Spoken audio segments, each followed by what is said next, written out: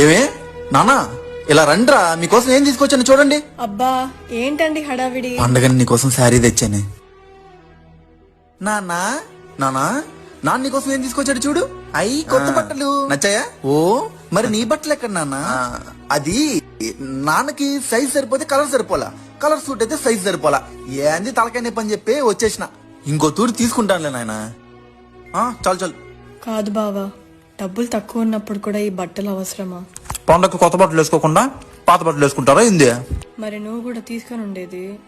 డబ్బులు ఇడికే సరిపోయినాయి. అయినా నాకెందుకే బట్టలు? నా కొడుకు కొత్త బట్టలు వేసుకున్న నలుగురు ముందర జమ్మని తిరుగుతా ఉంటే అదే నాకు పండగ.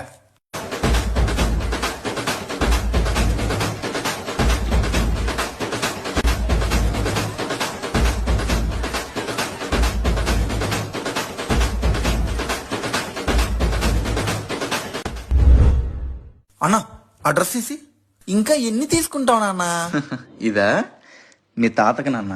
మీ నాన్న నీకు బట్టలు తీస్తున్నాడు కదా, అలాగే మా నాన్న కూడా నాకు బట్టలు తీయించేవాడు. కాకపోతే ఆయన కోసమే ఎప్పుడు తీసుకునేవాడు కాదు.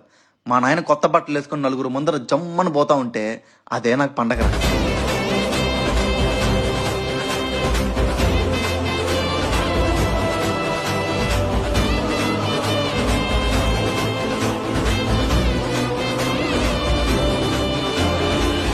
ఏంది బా కొత్త బట్టలా?